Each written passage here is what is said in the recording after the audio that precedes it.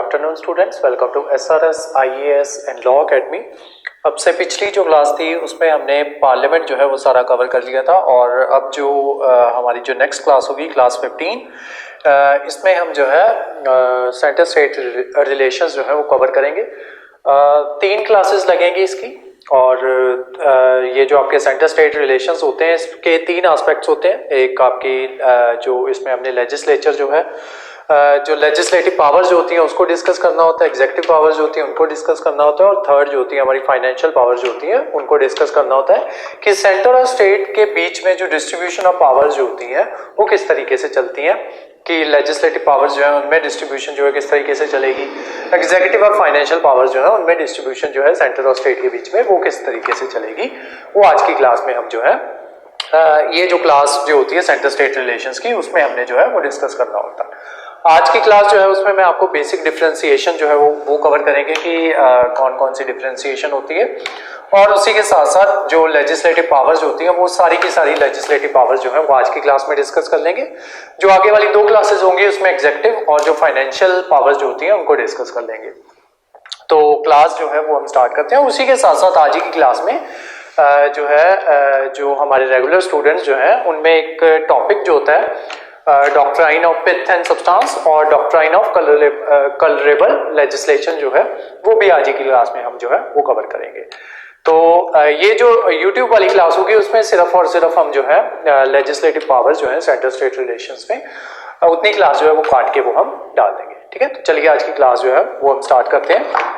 तो जैसा कि मैंने आपको स्टार्टिंग में बताया था कि सेंटर स्टेट रिलेशन जो होते हैं उसमें 3 तरीके की डिस्ट्रीब्यूशन जो है वो होती है। एक होती है आपकी लेजिस्लेटिव पावर्स,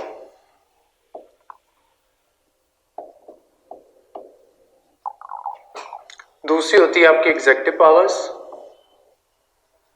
और तीसरी डिवीजन होती है आपकी फाइनेंशियल पावर्स। फाइनेंशियल पावर्स के अंदर ही आपको वो जो है आपका फाइनेंस कमीशन जो है वो भी फाइनेंशियल पावर्स के अंदर ही आपको समझा दिया जाएगा यहीं पे। लेजिस्लेटिव पावर्स जो होती है, जो आज का हमारा जो टॉपिक रहने वाला है, लेजिस्लेटिव पावर्स की आगे 2 फर्दर सब डिविजन्स होती हैं। ठीक है, एक तो होती है इनकी आपकी division on the basis of territory और दूसरी होती है division on the basis of subjects. जो हमने शेड्यूल 7 में सब्जेक्ट्स जो पढ़े थे, union list, state list, concurrent list, ठीक है, तो वो सारे जो है उनके बेसिस पे भी आपकी लेजिस्लेटिव पावर्स जो है वो डिस्ट्रीब्यूट होती है। ठीक है, तो सबसे पहले समझो टेरिटरी का कॉन्सेप्ट। ठीक है, टेरिटरी का कॉन्सेप्ट जो है वो इस तरीके से होता है कि टेरिटरी के ऊपर जो है इंडियन टेरिटरी जो है उसके ऊपर रूल जो है वो दोनों बना सकते हैं। ठीक है, आपकी यूनियन जो होती है वो भी टेरिटरी के ऊपर रूल जो है वो बना सकती है और जो स्टेट जो होती है, ठीक है, स्टेट्स जो होती हैं आपकी वेरियस स्टेट्स जैसे पंजाब हो गई और आपकी हिमाचल हो गई, हरियाणा हो गई, ठीक है, तो वो भी जो है अपनी अपनी स्टेट्स के ऊपर जो है रूल्स बना सकते हैं। तो ये जो है ये क्लास जो है इसी तरीके से चलेगी। मैं आपको बताऊंगा कि कहाँ पे स्टेट जो है उसके पास पावर्स जो है किस तरीके की पावर्स जो है और यूनियन जो है उसके पास कैसी पावर्स है, तो उसी के ऊपर जो है ये आपका क्लास जो है ये चलेगी। ठीक है, तो टेरिटरी जो है इसको समझने के लिए इस तरीके से समझो कि ये है आपका, ये मान लो आपका इंडिया है।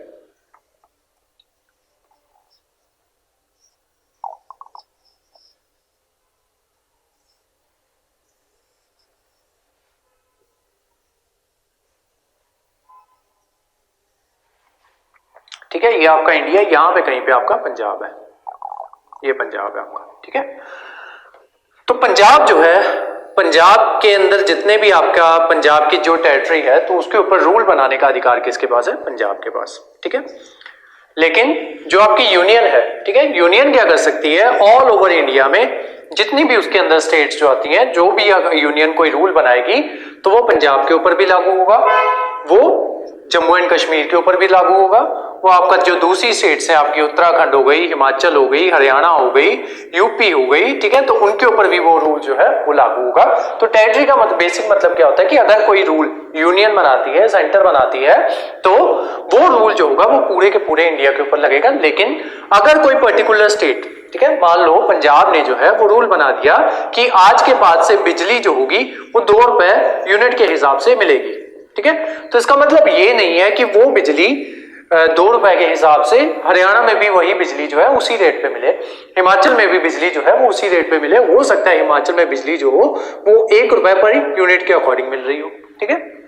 तो ये होता है इसका मतलब कि स्टेट जो होती है अगर कोई रूल बनाती है तो वो उसी स्टेट पे के ऊपर जो है वो लागू होगा, लेकिन अगर यूनियन कोई रूल बनाती है तो वो all over territory of India के ऊपर लागू होगा। यही होता है इस चीज का मतलब, टेरिटरी का मतलब। उसके अलावा एक चीज और, इसी में टेरिटरी में एक चीज और समझो कि मान लो कोई सिटीजन ऑफ इंडिया है, ठीक है। वैसे ये बात जो थी ये मैंने आपको सिटीजनशिप में भी समझाई थी। उसके अलावा अब के बाद से, ठीक है, मोस्ट ऑफ द टॉपिक्स जो हैं वो हमारे ऐसे होंगे जो आपने ऑलरेडी पढ़े हुए होंगे, ठीक है। बस आपको मैंने जो है उनके रिलेटेड आर्टिकल कौन कौन से आते हैं वो बताना है, और अगर कोई एक्स्ट्रा इंफॉर्मेशन होगी वो बताने वाली होगी। तो मेजर चंक जो है आपका कॉन्स्टिट्यूशन ऑफ इंडिया का वो खत्म हो चुका है। सिर्फ 2 मेन टॉपिक जो है वो आपके बचे हैं। एक तो है जो हमारे कोर्ट जो है, सुप्रीम कोर्ट, हाई कोर्ट वगैरह, वो बचे हैं, और दूसरा है आपका पंचायती राज, ठीक है, पंचायती राज इंस्टीट्यूशंस। बस ये 2 मेन टॉपिक जो है ये बचे हैं जो इनसे अलग है, ठीक है, जो मतलब बाकी जो की जो पॉलिटी है उनसे अलग है। आगे जितने भी टॉपिक्स आएंगे आपके थोड़ी बचे, इतने खास कोई टॉपिक्स आपके बचे भी नहीं है वो जो है, और सारे के सारे टॉपिक्स जो है वो रिपीट होंगे, ठीक है। तो जैसे यहाँ पे सिटीजन ऑफ इंडिया के बारे में मैंने आपको बात बताई थी जब सिटीजनशिप कर रहे थे कि कोई इंडियन, ठीक है, भले ही वो यूनियन टेरिटरी ऑफ इंडिया के बाहर चला जाता है, मान लो कहां पे है वो, इंग्लैंड में बैठा है, ठीक है, तो इसका मतलब ये नहीं है कि वो किसी भी इंडियन लॉ को अगर इंग्लैंड में रह के भी ब्रेक करे तो जैसे ही वो इंडिया में आएगा तो उसके अगेंस्ट जो है, मान लो कोई ऐसा लॉ था जो यूनियन के द्वारा बनाया हुआ था, ऑल ओवर इंडिया पे लागू करता था। अब उस लॉ को एक बंदे ने इंग्लैंड में जाके तोड़ दिया, इंग्लैंड में जाके उसने उस लॉ को ब्रेक कर दिया। अब जब वो इंडिया आएगा तो उसके ऊपर उसी लॉ के तहत उसके ऊपर जो कार्रवाई जो है वो हो सकती है, ठीक है। तो ये था आपका मतलब इसका कि जो है आपका यूनियन की पावर जो है ये यहाँ पे वो ज्यादा होती है, ठीक है। अब आते हैं सब्जेक्ट्स के ऊपर, ठीक है। तो इसमें वेरियस आपके आर्टिकल्स आते हैं, जैसे आपका आर्टिकल 249 हो गया, आर्टिकल 250 हो गया, देन आपका आर्टिकल 252 हो गया, 253 हो गया और 256 हो गया। मोस्ट ऑफ द आर्टिकल्स जो है वो हमने ऑलरेडी कवर किए हुए हैं, लेकिन मैं एक बार जो है वो आपको दोबारा से कवर करवा दूंगा ताकि आपकी रिवीजन हो जाए। और कई बार जो होते हैं आर्टिकल जो होते हैं वो याद भी नहीं रहते, तो बार बार रिवीजन करने से ही वो आर्टिकल जो है वो आपको याद होंगे, ठीक है। तो इसके अंदर जो है सब्जेक्ट्स के अंदर आपके 5 सब टॉपिक्स जो है वो बनेंगे, ठीक है। सबसे पहला टॉपिक है आपका आर्टिकल 249। आर्टिकल 249 जो है ये मैं आपको ऑलरेडी कवर करवा चुका हूं। इसका मतलब ये था जब हम पार्लियामेंट जो है वो कर रहे थे, जब मैंने एक्सेसिव पावर्स जो है वो बताई थी कि राज्यसभा की रेलेवेंस जो है जब मैंने आपको बताई थी, तब मैंने आपको ये बताया था कि आर्टिकल 249 के तहत, ठीक है, आर्टिकल 249 के तहत जो आपकी राज्यसभा है अगर वो एक रेजोल्यूशन पास कर दे, if Rajya Sabha passes a resolution with a majority not more than 2/3 present and voting, then they can, ठीक है, Rajya Sabha it can allow the parliament to make a law on any of the subjects mentioned in state list, ठीक है। यानी कि अगर राज्यसभा कोई भी ऐसा लॉ जो है वो पास कर दे, किस मेजॉरिटी के साथ, 2/3 मेजॉरिटी के साथ, प्रेजेंट एंड वोटिंग, तो ये क्या कर सकती है, राज्यसभा क्या कर देती है, जो आपकी पार्लियामेंट होती है, पार्लियामेंट किससे मिलकर बनती है, राज्यसभा प्लस लोकसभा, ठीक है, पार्लियामेंट, ठीक है। तो ये क्या कर सकती है, किसी भी स्टेट सब्जेक्ट के ऊपर ये लॉ बना सकती है पार्लियामेंट, ठीक है। मैंने आपको बताया था ना कि 3 आपकी स्टेट लिस्ट, आपके सब्जेक्ट लिस्ट होती हैं, 3 शेड्यूल 7 में हमने की थी, एक यूनियन लिस्ट जिसमें ऑलमोस्ट 100 के आसपास जो है मैंने आपको लिखवाए थे, इतने सब्जेक्ट्स होते हैं इनके पास। देन उसके नीचे थी स्टेट लिस्ट जिसके ऊपर यूनियन लिस्ट जो है, यूनियन सब्जेक्ट्स जो है इसके ऊपर कानून बनाने का अधिकार सिर्फ और सिर्फ यूनियन के पास है। देन आपकी स्टेट लिस्ट थी, उसका अधिकार जो है पर्टिकुलर स्टेट्स को है, ठीक है। एंड थर्ड थी आपकी कॉन्करेंट जिसके ऊपर यूनियन एंड स्टेट दोनों लॉज जो है वो बना सकते हैं, लेकिन अगर दोनों के बीच में कहीं पे भी क्या कहते हैं एक दूसरे से टकराते हैं ये, तो जो यूनियन का लॉ जो होगा वो प्रिवेल करेगा, ठीक है। तो ये मैंने आपको 3 जो है स्टेट लिस्ट जब शेड्यूल्स कर रहे थे तब करवाई थी, ठीक है, सब्जेक्ट लिस्ट। अब आर्टिकल 249 क्या कहता है, अगर राज्यसभा 2/3 मेजॉरिटी के साथ एक रेजोल्यूशन पास कर दे, देन किसी भी स्टेट सब्जेक्ट के ऊपर जिस, मान लो अब इसका मतलब ये नहीं है कि हर एक स्टेट सब्जेक्ट के ऊपर बन जाएंगे लॉ, ठीक है। इसका मतलब ये है कि मान लो कोई स्टेट थी, उसके अंदर कोई एक पर्टिकुलर सब्जेक्ट आता था, मान लो एग्रीकल्चर आता था या कुछ भी आता था। अगर राज्यसभा ये रेजोल्यूशन पास करे कि उस पर्टिकुलर सब्जेक्ट के रिगार्डिंग, ठीक है, मान लो एग्रीकल्चर का सब्जेक्ट था या कोई और दूसरा सब्जेक्ट था, कि 2/3 से उसने मेजोरिटी पास कर दी कि एग्रीकल्चर से रिलेटेड उस पर्टिकुलर स्टेट में, मान लो पंजाब स्टेट का जो एग्रीकल्चर सब्जेक्ट है उसके ऊपर पार्लियामेंट जो है वो लॉ बना सकती है। ऐसा राज्यसभा के पास ऐसी पावर जो है वो होती है अंडर आर्टिकल 249, ठीक है। तो सबसे पहला था आपका आर्टिकल 249 कि अगर राज्यसभा चाहे स्टेट सब्जेक्ट के किसी भी सब्जेक्ट के ऊपर अगर वो 2/3 मेजॉरिटी के साथ रेजोल्यूशन पास कर दे तो पार्लियामेंट के पास क्या पावर आ जाती है कि वो उस पर्टिकुलर सब्जेक्ट के ऊपर लॉ बना सकती है, ठीक है।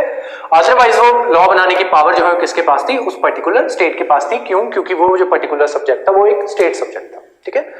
सेकंड है आपका आर्टिकल 250। आर्टिकल 250 जो है वो भी हमने डिस्कस किया हुआ है। आर्टिकल 250 क्या था आपका कि during national emergency concurrent legislative jurisdiction, कि अगर किसी भी स्टेट में नेशनल इमरजेंसी जो है वो लगी हुई है, किसी स्टेट में लगी हुई है या अदरवाइज लगी हुई है national emergency all over India में, ठीक है। तो जब भी इमरजेंसीज कर देते तब आर्टिकल 250 जो है तब कवर करवाया था, और आर्टिकल 249 भी आई थिंक मैंने तभी आपको कवर करवाया होगा, ठीक है। अदरवाइज ये जो है ये हमने जब रेलेवेंस ऑफ राज्यसभा कर देते तब तो ये हमने किया ही किया था, ठीक है। तो आर्टिकल 250 क्या कहता है कि जब नेशनल इमरजेंसी लगी हुई हो, नेशनल इमरजेंसी, उस टाइम पे क्या होता है कि जो आपके कॉन्करेंट लिस्ट जो होते हैं, कॉन्करेंट लिस्ट के अंदर सब्जेक्ट्स जो होते हैं वो सारे के सारे यूनियन के पास आ जाते हैं, ठीक है। अब यहाँ पे स्टेट जब नेशनल इमरजेंसी लगी हुई है उस टाइम पे ये जो है स्टेट जो है इन कॉन्करेंट लिस्ट के ऊपर जो सब्जेक्ट जो मेंशन है कॉन्करेंट लिस्ट के अंदर उसके ऊपर लॉ जो है वो नहीं बना सकती। वो सारी की सारी पावर किसके पास आ जाती है, यूनियन के पास। कब? जब नेशनल इमरजेंसी लगी हुई हो, किसके तहत? अंडर आर्टिकल 250 के तहत, ठीक है। तो ये हो गई आपकी सेंटर स्टेट रिलेशन में आपका सब्जेक्ट से रिलेटेड सेकंड टॉपिक, ठीक है। तो बेसिकली यहाँ पे क्या हो रहा है कि सेंटर जो है उसकी जो पावर जो है वो ज्यादा प्रिवेल कर रही है, ठीक है। तो यही आपका सेंटर स्टेट रिलेशंस। थर्ड है आपका आर्टिकल 252। आर्टिकल 252 ये थोड़ी देर में समझाता हूं आपको, क्योंकि ये जो है ये कभी भी मैंने आपको नहीं करवाया, ठीक है। तो ये समझा देता हूं, उससे पहले नेक्स्ट आर्टिकल समझ लो। आर्टिकल 252 के लिए 5-6 लाइंस जो है वो छोड़ देना, ठीक है। आर्टिकल 253, आर्टिकल 253, आर्टिकल 253 भी जो है ये जो है हाँ ये भी मैंने आपको नहीं करवाया, ठीक है। तो अभी करवा देता हूं। नेक्स्ट है आपका आर्टिकल 356। आर्टिकल 356 ये जब नेशनल इमरजेंसी, जब इमरजेंसीज वाला चैप्टर जो है जब हम कवर कर रहे थे तब ये जो है ये मैंने आपको करवाया था, ठीक है। तो आर्टिकल 356 जो है वो ये कहता है कि अगर यहां पे क्या था, नेशनल इमरजेंसी लगी हुई थी, यहां पे क्या है, स्टेट इमरजेंसी लगी हुई है या फिर प्रेसिडेंट रूल जो है वो लगा हुआ है, ठीक है। या तो स्टेट इमरजेंसी या फिर प्रेसिडेंट रूल अंडर आर्टिकल 356। उस टाइम पे क्या होता है कि जो जितने भी जो आपके ये होते हैं स्टेट सब्जेक्ट्स जो होते हैं उनके ऊपर रूल्स बनाने का अधिकार किसके पास चला जाता है, सेंटर के पास, ठीक है। तो यही आपका आर्टिकल 356। अब आते हैं आर्टिकल 253 पे। आर्टिकल 253 जो है वो ये कहता है कि अगर इंडिया जो है उसको ऑनर करना है किसी भी इंटरनेशनल एग्रीमेंट को, ठीक है। अगर इंडिया जो है किसी भी इंटरनेशनल एग्रीमेंट को ऑनर करना चाहता है और उस वजह से कोई स्टेट सब्जेक्ट जो है वो बीच में आड़े आ रहा है तो यूनियन जो है उसके ऊपर लॉ जो है वो बना सकती है। हाइपोथेटिकल एग्जांपल लेके समझो कि कोई भी आपकी नेशनल आपकी वो है इंटरनेशनल इंस्टीट्यूशन है, मान लो हाइपोथेटिकली मान लेते हैं कि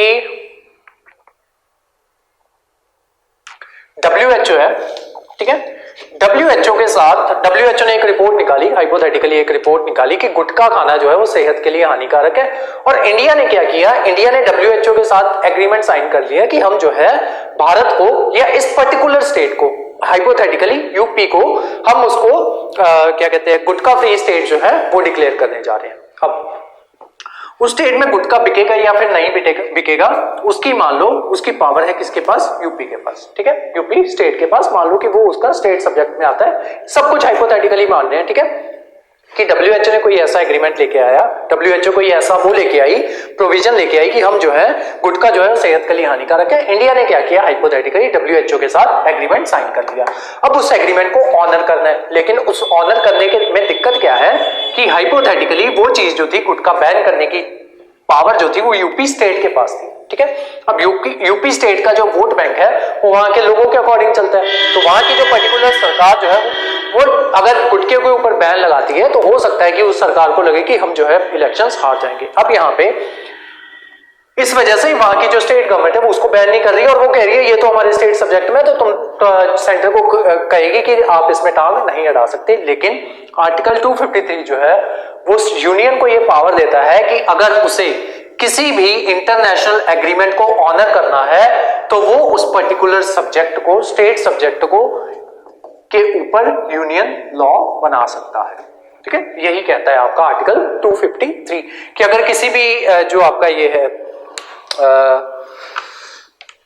एग्रीमेंट है, अगर कोई भी इंटरनेशनल एग्रीमेंट है तो यूनियन जो है उसके ऊपर लॉज जो है वो बना सकती है किसी भी स्टेट सब्जेक्ट के ऊपर उस एग्रीमेंट को ऑनर करने के लिए, ठीक है। नेक्स्ट है आपके आर्टिकल 252, ठीक है। आर्टिकल 252 जो है वो ये कहता है कि अगर दो स्टेट्स सिंपल मेजॉरिटी के साथ कोई रेजोल्यूशन पास कर दें, ठीक है। मान लो दो स्टेट्स हैं पंजाब और हरियाणा, ठीक है, तो इनका मसला चल रहा है SYL का, ठीक है, सतलुज यमुना लिंक वाला जो इनका मसला जो है वो चल रहा है। तो वो जो है अगर दो स्टेट्स मिलके सिंपल मेजॉरिटी के साथ ये रेजोल्यूशन पास कर दें कि इस मामले के ऊपर यूनियन जो है वो लॉ बना दे, तो यूनियन जो है उसके ऊपर लॉ बना सकती है। लेकिन वो लॉ जो होगा सिर्फ और सिर्फ जिन दो स्टेट्स ने बोला था यूनियन को कि आप लॉ बनाओ उन्हीं स्टेट्स के ऊपर लागू होगा। इसका मतलब ये नहीं होगा कि वो लॉ जो दूसरी एडजेसेंट जो स्टेट्स होंगी, जैसे हम कोई भी मान लेते हैं पंजाब एंड हिमाचल, ठीक है, तो वो अगर सेंटर ने लॉ बना दिया, और लॉ बनाने के लिए किसने कहा था, पंजाब और हरियाणा ने बोला था कि आप इसके ऊपर जो है एक लॉ बना दो, तो यूनियन जो थी उसने उसके ऊपर लॉ जो है वो बना दिया। अब उसका मतलब ये नहीं है कि वो लॉ पंजाब और हिमाचल के ऊपर भी लागू होगा, वो सिर्फ उन्हीं दो स्टेट्स के ऊपर लागू होगा जो दो स्टेट्स जो है आपकी, जिन दो स्टेट्स ने सिंपल मेजॉरिटी के साथ ये चीज जो है ये रेजोल्यूशन पास कर दी कि सेंटर जो है इसके ऊपर लॉ बना दे। इसका एक और एग्जांपल मैं आपको देता हूं कि ये जो है जैसे पंजाब जो है यहाँ पे ड्रग्स जो है उसका बहुत चलता है, ठीक है, यहाँ पे ड्रग्स वगैरह जो है बहुत ज्यादा मिलती हैं, ठीक है। और ये प्रॉब्लम सिर्फ पंजाब में नहीं है कि अगर आप समझो कि ये पंजाब में प्रॉब्लम जो है ये ज्यादा है, ठीक है, पंजाब में भी है ये प्रॉब्लम, राजस्थान में भी ये प्रॉब्लम जो है प्रिवेल करती है, आपका हरियाणा जो है वहां पे भी ये प्रॉब्लम जो है वो प्रिवेल करती है, ठीक है। अब क्या हो सकता है कि पंजाब, हरियाणा और राजस्थान ये तीनों मिलकर सिंपल मेजॉरिटी के साथ सेंटर को बोले, यहाँ पे मेजॉरिटी सिंपल लगती है, ठीक है, यहाँ पे ये वो थी आर्टिकल 249 में स्पेशल मेजॉरिटी लगती थी, यहाँ पे आर्टिकल 252 में जो है सिंपल मेजॉरिटी लगेगी। तो तीनों स्टेट्स ने सिंपल मेजॉरिटी के साथ एक रेजोल्यूशन जो है वो पास किया, तो उसमें ये बोला कि सेंटर जो है इसके ऊपर एक कानून बनाए। तो सेंटर ने कानून ये बना दिया कि तीनों स्टेट्स की पुलिस जो है, अब मान लो पंजाब पुलिस जो है, ठीक है, तो कोई बंदा पंजाब में से ड्रग्स लेके पुलिस को पता था कि इसके पास जो है इतने अमाउंट ऑफ ड्रग्स है, मान लो 500 ग्राम्स ऑफ ड्रग्स जो है इस बंदे के पास है, ठीक है। तो पंजाब पुलिस क्या कर रही थी, उसका पीछा जो है वो कर रही थी, ठीक है। तो वो बंदा ट्रेन में बैठ गया, ठीक है। अब पंजाब पुलिस जो है उसको वो बंदा फिलहाल के लिए अभी तक मिला नहीं है, अभी तक उसने उसको अरेस्ट नहीं किया है। लेकिन अब क्या हुआ कि वो बंदा हरियाणा की जुरिस्डिक्शन के अंदर चला गया, ठीक है, चंडीगढ़ पहुंचा, वहां से उसने क्या किया, हरियाणा की बस ले ली, ठीक है। अब पंजाब पुलिस जो है उस बंदे को हरियाणा से अरेस्ट करने के लिए उसको क्या करना होगा, पहले हरियाणा पुलिस जो होगी उसको जो रूल्स जो है, करंट रूल जो है वो ये कहते हैं कि हरियाणा पुलिस जो है उसको पहले इन्फॉर्म करना होगा, वहां के जज से परमिशन वगैरह जो है वो लेनी होगी, यहाँ से परमिशन वगैरह जो है वो लेनी होती है, ठीक है, जो भी आपका टेक्निकल प्रोसेस होता है, लॉयर्स जो है होते हैं वो ज्यादा बेहतर तरीके से इसको जानते हैं, तो जो भी उसका प्रोसेस होता है उसको वो फॉलो करना होगा। क्यों? क्योंकि अभी पंजाब पुलिस के रूल जो है वो अलग है, हरियाणा पुलिस के रूल जो है वो अलग है, हरियाणा एडमिनिस्ट्रेशन के रूल जो है वो अलग है, पंजाब एडमिनिस्ट्रेशन के रूल जो है वो अलग है, ठीक है।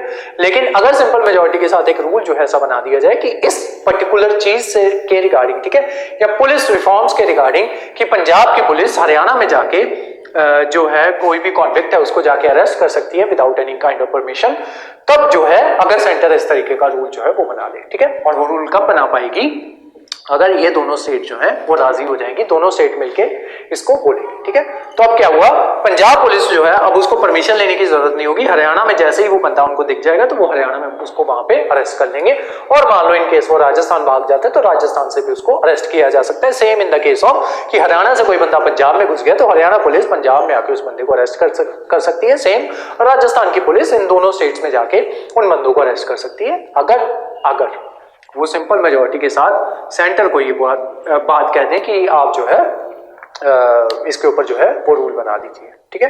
तो वो रूल जो है वो सेंटर बना सकता है, ठीक है। लेकिन वो रूल जो है इसका मतलब ये नहीं होगा कि हिमाचल की पुलिस पंजाब में आके ऐसी चीजें जो है वो कर पाएगी, ठीक है। क्यों? क्योंकि हिमाचल इसमें इंक्लूडेड नहीं है, या किसी और स्टेट जो है महाराष्ट्र की पुलिस होगी वो यहाँ पे पंजाब में आके किसी को भी अरेस्ट करके ले जाए, ऐसा जो है वो नहीं हो सकता। जिन स्टेट्स ने बोला होगा सिर्फ उन्हीं स्टेट्स के बीच में ये रूल जो है वो लागू होगा, ठीक है। तो ये सारा था आपका सेंटर स्टेट रिलेशंस में लेजिस्लेटिव पावर जो है वो किस तरीके से काम करती है, ठीक है। अब जो नेक्स्ट क्लास होगी उसमें हम जो है एग्जीक्यूटिव पावर जो है उनको डिस्कस करेंगे।